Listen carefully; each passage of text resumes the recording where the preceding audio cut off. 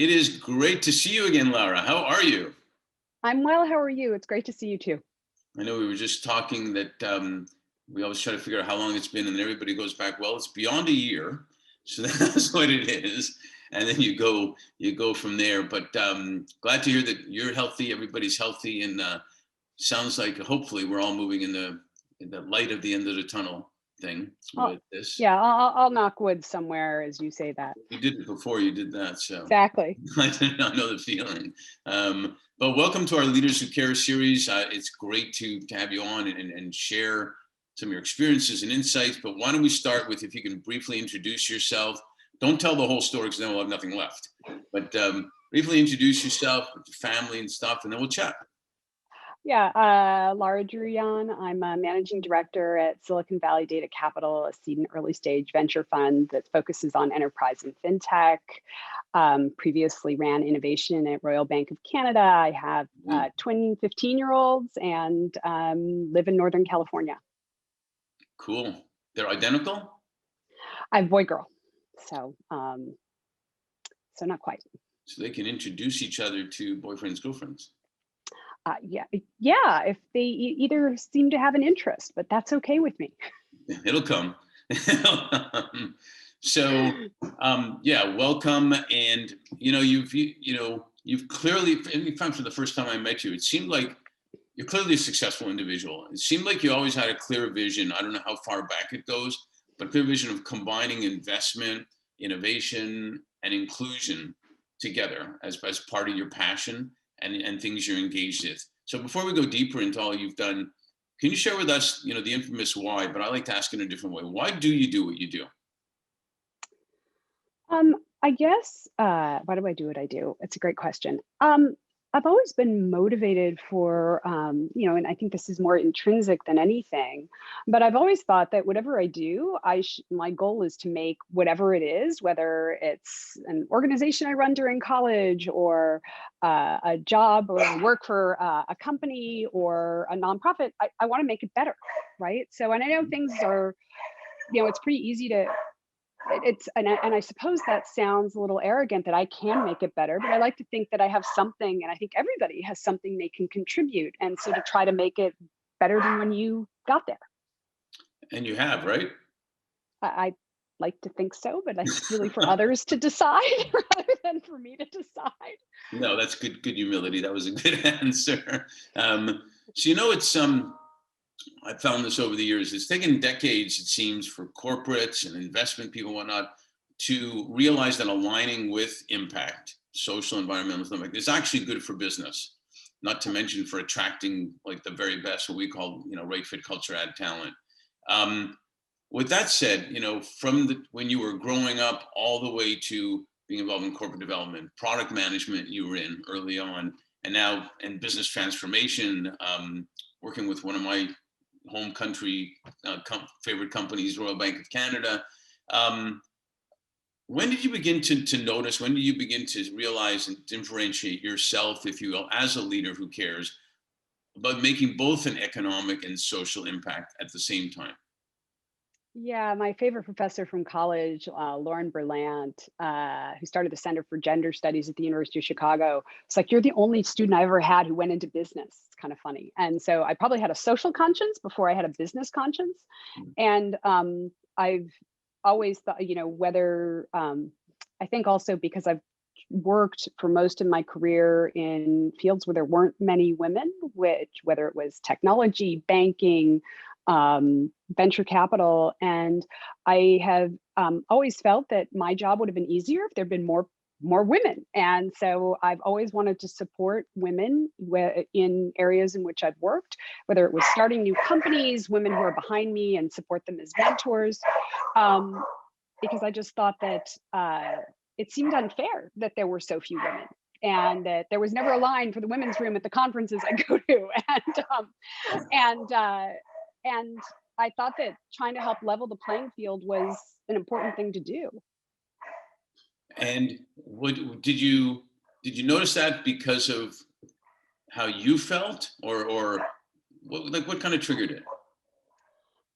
So I guess what kind of because of how I felt. I think, yeah. I mean, I think you end up, certainly there's a moment. I remember when I was doing product management at Silicon Graphics, I had been asked to speak to a group about work I had done. And a couple of men had spoken before me, and I can't separate myself from my gender. So I can't say whether it was me or my gender, but they'd been quiet for the guys who spoke before me. But when I was speaking, there was lots of lots of talking and whatever else. And it was sort of like seeing a decision tree with the node and which path are you going to take in my head, because I thought, Mhm. wow, I can either pretend this isn't happening and I'm going to have people not listen to what I have to say, and but I'll be nice, or I'm going to say something that's probably going to get people's attention and they may not like it very much, but at least I'll be heard. So I chose the latter and I said, look, you invited me here to speak today, so I presume that what I have to say is important to at least some subset of you. So I'd appreciate it if you extended to me the same courtesy you extended to the other speakers. I won't take that much of your time. And you could have heard a pin drop. And then people listened, and then a couple of people came up to me after, "Are you okay?" Like, what do you mean, am I okay? I'm like, here's my experience of what happened. And you know, again, like, gee, maybe it's me, maybe, I can't separate the two. But like, people shouldn't have to experience that, right? That should not be a norm. Yeah, absolutely. And I even find that question, "Are you okay?" Was that a Oh, man or so woman that asked you if you're okay? what was really funny was an African American guy who's a friend.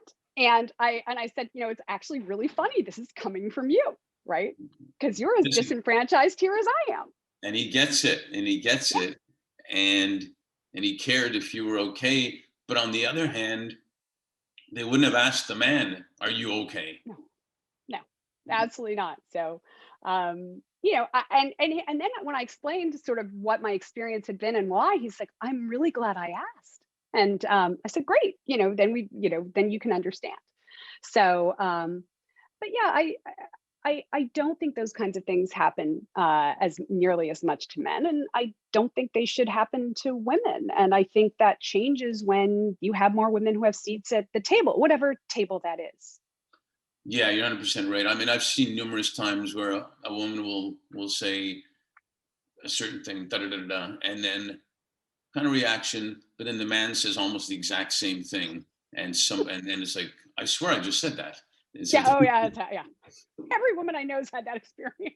Yeah, I'm absolutely. sure. Yeah. So, we're proactively engaged in initiatives to create systemic change, like against anti-racism, and equality for women, equity and equality for women, etc. And it's where we're looking right now at if the word best practices is really the right word, because and in fact trusted practices is a word that's coming up right now, because how do you bring systemic change versus just band-aid change that doesn't last into what's called best practices if it's been shown the best practices really don't, they're not the best practices, they don't work.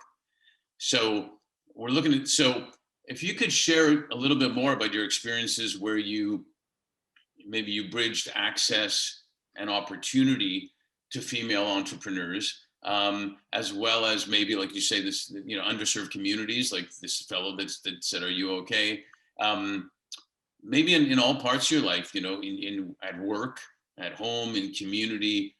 I'm sure you've had experiences where you've seen non-equal access and Sure. non-equal access to opportunity and whatnot. Can you share some of those? Well, I'll start with the community because this is minor but instructive. My kids started AYSO soccer. Of course, that's all volunteer run. And my husband said, "Let's go check out the volunteer night." And so we went. And they said, "Look, we're looking for referees. Oh, by the way, we really want women referees because we think it's important that kids from the early age see women as authority figures in sports." And I'm like, well, how can I not do that? Right. I mean, like, I have to do that. So I hadn't played soccer since middle school, and here I am cramming, like looking at all these videos and the playbooks and whatever else. But I'm like, okay, like I'll ref soccer until I think it got serious at U12 or something. But because they're right? There were no women refs. And so for the kids, whether it's little girls playing soccer, or the boys, to see that there's somebody who's a figure of authority with a whistle in the middle of the field is important. So I did that, right? It sounds That's awesome. it sounds kind of silly, but I think Not at all. if we're talking about systemic change is a system. There is not like, it's not just about getting more women on boards, corporate boards. It's about, do kids grow up seeing women in positions of authority in something that's like sports? So, I did that. I'm really proud of the work I did on the board of Aim High, a nonprofit that focuses on, Aim High puts on free summer programs for truly disadvantaged kids in middle school all over the Bay Area up to Tahoe and Napa. If we're going to solve, inequality, education's a big piece of it. And when you have kids who would have, 30 kids in a class in public school in San Francisco, go to an environment where they've got 10 to 15 kids in a class, a teacher and a TA, we always had board members who've been graduates of the program. And I remember one of them who'd gone to one of the UCs, he said, I came to Aim High, English is my second language. I was 3 levels behind in reading, and Aim High changed my life. I never thought about going to college before, it was introduced to me as a concept through Aim High. And, I sat on that board for 15 years and helped bring it down to the peninsula. And, we really grew the number of kids we served. And, I don't think I guess the bottom line for any of these issues, whether it's gender or racial equality, there's no one ring to rule them all. There are lots of great organizations with different missions that they're going to be puzzle pieces that we have to put together. But I don't think there's no one panacea for any of these issues. Yeah, absolutely. And there never usually is like one right answer or one, insert one right perfect candidate. There's no perfection. And so I think that's brilliant. It is all about like the See Her movement. It is all about boys and girls seeing a woman as a referee, and it becomes normal. That's Right. fine, or a woman as vice president of the United States or whatever. And entertainment plays a big part in that, in how it shows us, what should be normal, et cetera, et cetera. So it's only taken decades to kind of get here, basically. So wouldn't worry about it. I remember when Ruth Bader Ginsburg, you see her movie and everything, and her first job interview she was asked, did your husband give you permission to apply for the job? Right.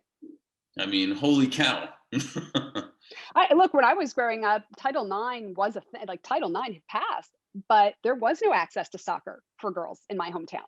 Like, even though that actually was illegal, but there was no soccer, and the boys started in grade school. So at least we've come a long way that there actually is soccer starting at the youngest ages for girls. Yeah. So if we switched it now to private equity investment, Sure. Royal Bank of Canada. I mean, I'm sure you've had a lot of good experiences, but have you had any challenging experiences? Oh, sure. I knew Absolutely. I knew you did. Yeah, absolutely. I remember, it's funny because he's a good friend now, but there was a board. I put down a term sheet. I was young in my venture career, and I put down a term sheet for an entrepreneur who's pretty prominent. This is a woman who was always one of Fortune's most powerful women, C-level executive of public companies, served on numerous public boards, had a startup, and a very well-known investor at a well-known fund. And I had a term sheet and I had multiple term sheets, but she liked me a great deal and wanted to work with me. And she's like, you should meet, my lead investor. And I sat down with him, and the only thing I can describe it as is a job interview. Here I am, I'm coming with money to invest in a company. And at some point in the interview, or at the discussion, he's like, well, I don't mean to turn this into an interview. I said, yeah, you do. Are you kidding me? Right? It's pretty clear what this is. And it's funny because he's been a great mentor and friend, but the initial was like, "Who the hell are you?" And I have to imagine that my experience probably wouldn't have been that if I'd been Lars Druyan as opposed to Lara. I don't know, but it was just it was, you know, it was just it was a strange experience for an investor putting down, offering to invest money in a company. Well, what did you do and why did you do it? And I've had experiences, where meeting an entrepreneur with one of my partners and somebody turns to me and asks for coffee, thinking that I'm the receptionist or EA who's going to get them coffee, and whatever. I've had people call me hun in business meetings, not so much as a VC, but I've definitely I've had all those kinds of things, and you just learn to ignore most of it. So did you ever, I mean, the story you told before about, you brought me here for a reason, I should be able to talk type of thing. Have you ever felt like you fought it or you fled? I mean, how did you make the decision to fight or flee, if you will?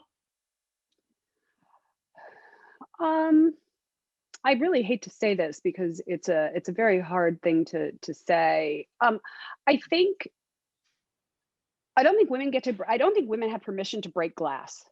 So in the sense that if you say, "Hey, this is really not okay. I'm going to do, whatever."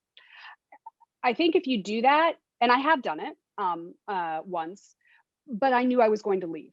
And because actually after you do that, it's a mess. And I really it gives me absolutely no pleasure to say that, but I think if you are in that situation where somebody's trying to take credit for your work, take away something, which I've also experienced. And then I said, yeah, this is not how this is going to go down, because if this is how it goes, I turned to somebody and said, if this is how this goes down, that they're not interested in working with this particular organization. They've made it very clear the relationship is with me, which, oh, by the way, goes back 15, 20 years. Right. So you inserting yourself into this actually isn't going to work out the way you want it to. So let me know what you want to do. But I knew I was going to have to leave, because that's just, I don't think people get over that from women. I'd love to tell you otherwise, but I absolutely did that because I was like, yeah, you're not going to take this from me. And by the way, you couldn't anyway, because as you well know, business they're personal relationships. Absolutely. And it's built on trust, and the transitive property of equality doesn't apply to relationship. No, I mean, you could introduce a trusted partner who then Absolutely. builds on that trust, but it's not the same. And it just goes to show you that there still is a long way to go for stuff like we're talking about.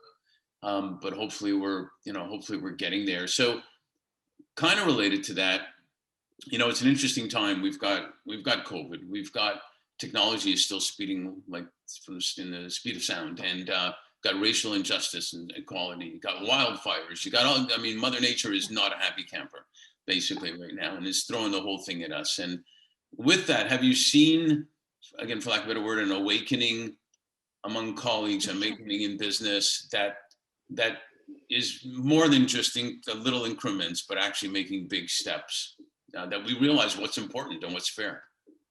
Yeah, I mean, look, I've been really inspired by some pretty prominent people. I mean, if you've listened to Bracken Darrell, the CEO of Logitech, he has done a couple. I mean, they've been in front of smaller groups, but he's also very public about it on LinkedIn, really talking about, hey, I thought I got this, and I have work to do, and you should hold me accountable. And that's pretty amazing to have a CEO of a major, technology company, putting that out there on LinkedIn and in public forums. And that's spectacular. I mean, he's an amazing human as well as leader. And, but that's new, right? That is not language or discussion I've heard before from CEOs. So I think it's telling, Harvard Business School pretty quickly after George Floyd, HBS, you went to their homepage, here's what we're doing about anti-racism, and here are articles, and here's our task force. And I don't think of Harvard Business School as necessarily the hotbed of liberal thought.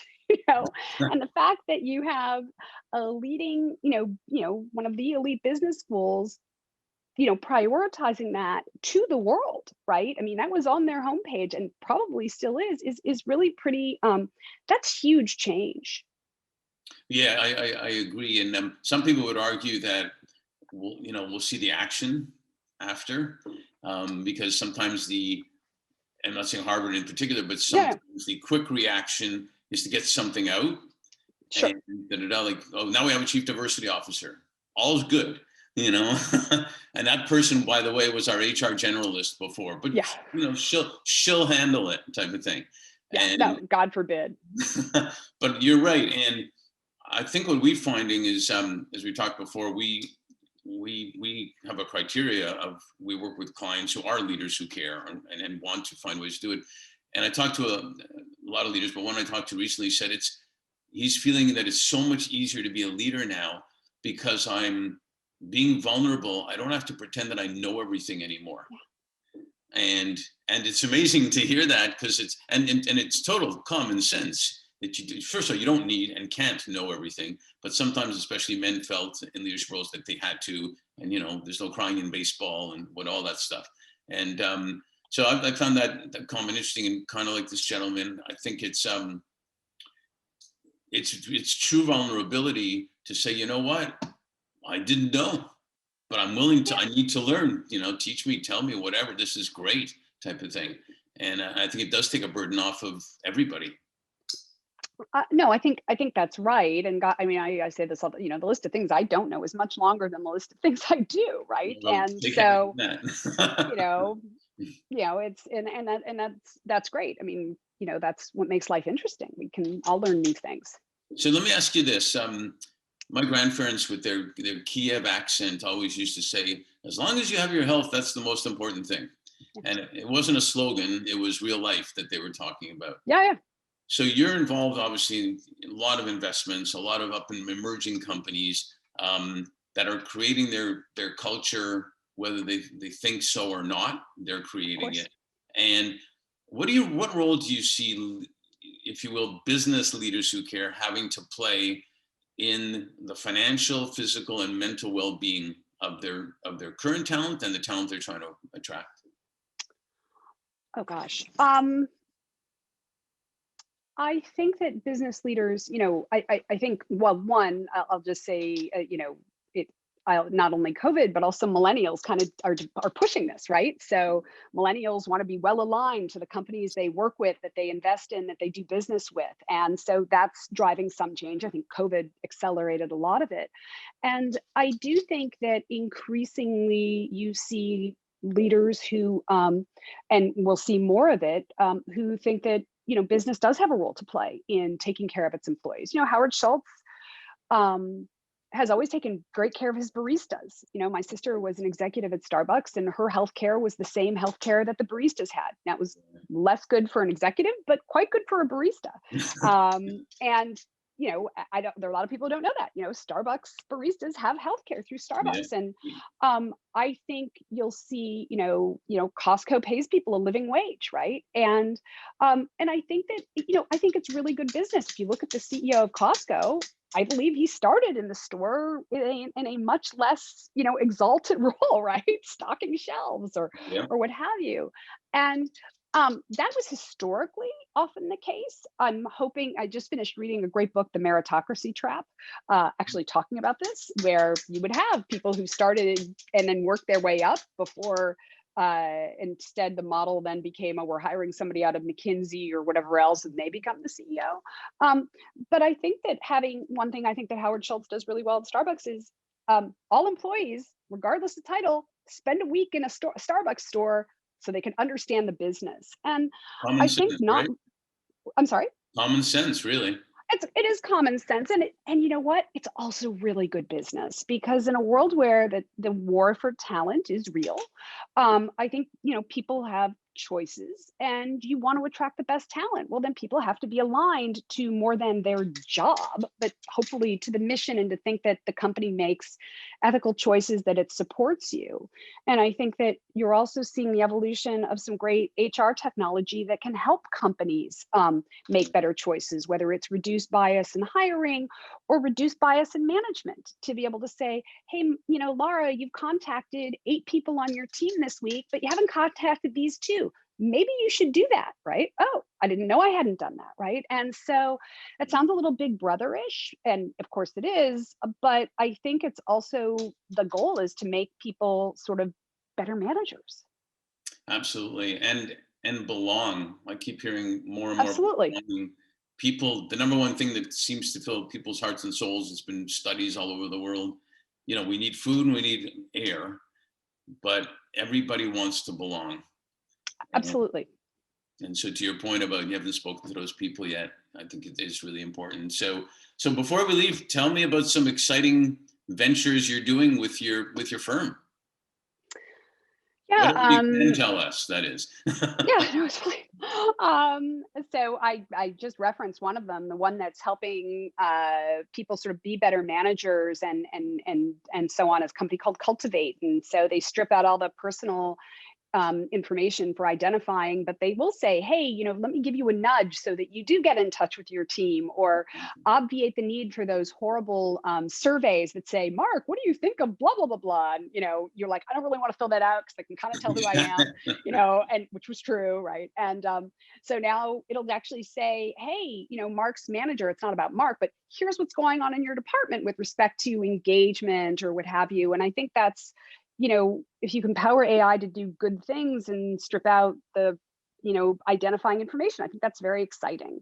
I think there's, we have companies doing really interesting things with trying to help, scale models as everybody's trying to deploy AI and machine learning. You and I both know from just trying to manage an Excel file between people, like, do I have the latest version? You can imagine how much harder that gets at scale. So we have a really cool company in that space called ModelOp, which is really doing DevOps for models. So I think there's, That's cool. the exciting thing about working with little companies is there are always people coming up with very exciting ways to leverage technology and create value for people. Yeah, we know a good friend of mine is one of the founders of AI for Good, and especially in times of COVID when people have more time and they're trying to solve problems, and it's been a history of, from crisis has always come new inventions and stuff. So it's great to hear, and yeah, it's great to hear some of the stuff that they're doing, because it's gonna make an impact. So Absolutely.